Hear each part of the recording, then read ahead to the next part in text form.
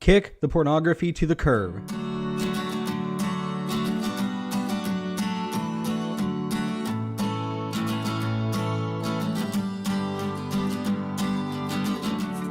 Hi everyone, thanks for joining us. My name is Joshua Freeman, and I'm a licensed professional counselor in the great state of Texas. As you know, my goal for this podcast is to answer some of your questions and provide insight on how to learn to thrive, not just to survive in your lives and relationships. Today we're going to be talking about a subject that is becoming more and more common today with just the ease of use of our cell phones. I mean, our cell phones are with us regardless of where we go. In fact, whenever we leave our cell phone at home, we often feel as though we've left an article of clothing. We look at it, if you just look around at people in the restaurant, they look at it, they'll flip it over, they hardly ever pay attention to people across from them or in their group. They're preoccupied, if you will, with looking at social media, with checking emails, with texting other people who aren't there. And so cell phones have created many blessings to us, but they've also created a few curses. One of those curses is easy access to pornography. Pornography, you know, has been a growing issue in the United States and probably in the world. And the industry started with print articles. And then when the internet came along, then computer programs and the internet made it much more accessible to the general public, to the point where people would be searching something on the web and all of a sudden they would run across a graphic image, a pornographic image, and that would be sometimes many kids' first exposure to pornography. And then also often that would lead to curiosity in the younger kids, and they'd kind of start looking deeper and deeper into this and getting sucked in more and more to the pornography that they have viewed. But also what comes to mind now when we're talking about pornography is the cell phone. As you know, I'm a licensed professional counselor, and on the cell phone is where most clients I see who view pornography find it. They'll be sitting in bed, and oftentimes it's alongside their spouse. They're viewing pornography, and their spouse is right next to them asleep, or their spouse is right next to them on their computer, on their phone. So pornography is becoming a problem, and it's creating problems in the world today as well. One of those problems that it creates is just the hurt that happens whenever your spouse finds out about it. And that's another topic for another day of how we navigate that with couples. I do see primarily couples. And as we help them navigate that, it becomes a sticky subject, especially when two people have two views that are different on pornography and its use. But pornography is something that really is a struggle that we really need to begin learning how to kick to the curb. Did you know the average age of someone being exposed to pornography is in the 7 to 8 year old range? That is the average age that a child is exposed to pornography. And unfortunately, it's often either from a friend who is unsupervised on their smartphone or their iPad or their tablet or computer, or it's on their own smartphone or tablet or computer that their parents have bought and they just haven't put safeguards on there. Gone are the days where you go look under your dad's mattress cover to find his Playboy. Here are the days when all you got to do is open up your phone, hit on a search engine, and go see what you can find. Especially now with the ease of paying through the phone, in which some of these places you don't even have to have a card on you. You can just charge it right to the phone account. The average age, 7 to 8 years old. These are children. These kids ought to be outside. They ought to be playing. They ought to be having fun with their friends, getting bumps and bruises, playing basketball. But these kids instead are getting caught in the world of pornography. Now, they don't open it up and then all of a sudden you're addicted to it. What happens is they open it and they get interested. They have a response, and so then they start looking at it more and more, especially as they get older. And as they begin to look at it more and more, they're training a specific response in their brain. Makes me think of Pavlov's theory whenever he trained the dogs to salivate at the sound of a bell. We do the same thing with pornography. And the longer you're addicted to pornography, the harder it is to untrain your conditioned response to it.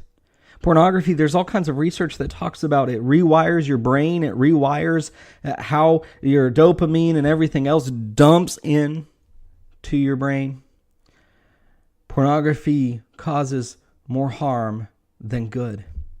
It's to the point where many people are married and they have to view pornography while having sex just to get the same experience, just to get the same feeling, just to perform the way they would like to perform with their spouse. Now that's sad. And many of these people, many of the ones who come in and see us, many of them don't want this addiction. They're sick and tired of allowing pornography to control their life. Think about it. Pornography controls so many lives that it's considered normal now for people to look at pornography.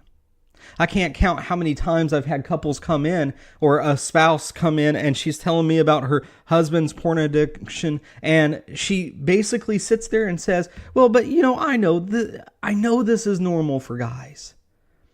I know this is just a guy thing, but I just don't understand it. And I'm sitting there in shock thinking, this is not a guy thing. This is not a normal thing. This is a conditioned response because we don't have self-control.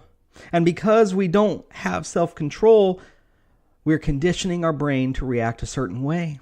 And this is why often whenever you get into pornography, it doesn't stop on the screen or on your phone. You start looking at women in public and you start undressing them. You start thinking, how does she look underneath those clothes? So you start objectifying women, if you will. Not only that, but it leads into more outlying, if you will, areas of pornography. It leads to having to hide your use of it. It leads to shame.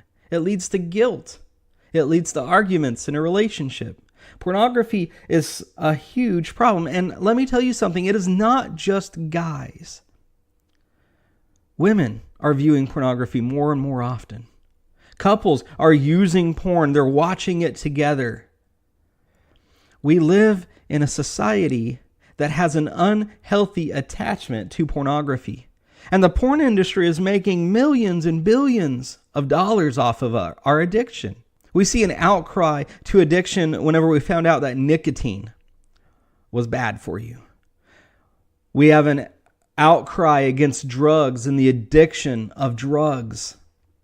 We have an outcry against the addiction to pain medication, so doctors don't want to prescribe much pain medication. Where is our outcry about pornography? I see protesters that used to protest tobacco companies. There are protesters who used to protest all these other things. When are we going to wise up and realize we are allowing pornography to to rule over us? When are we going to start saying enough is enough and shut down the porn industry? It only exists because we, America, are paying it to exist. We have to get rid of pornography. Well, how do we get rid of pornography? There's a variety of ways to get rid of it. There's a variety of tools, a variety of books. There's different apps you can use. Covenant Eyes is one that comes to mind. There are books that you can read that help with pornography, help with pornography addiction. Every Man's Battle is one that I can think of. I think it's called 40 Days to Freedom from Sexual Addiction, or it's called something like that. It's a workbook that's outstanding that you can use. But if you've been using pornography for a long time, it's not as simple as going to a men's retreat. It's not as simple as finding someone to confide in. It's not as simple as reading a book. You need to seek help. You need to get an understanding of how to rewire your thinking. And a counselor can help you with that. That's all we have for today. When it comes to pornography, kick it to the curb. I'd love to know what other questions you have for me. Please send any questions or topic suggestions you have to joshua@baytowncounseling.com. Again, that's joshua@baytowncounseling.com. That's all for today's 10 Therapy Minutes. Make sure to subscribe to our podcast using your favorite app and to share it with others. For more information, or if you or someone you know would like to schedule an in-person or secure video-based session with us, you can find us at www.baytowncounseling.com. Until next time, remember, don't settle for survival, but learn to thrive.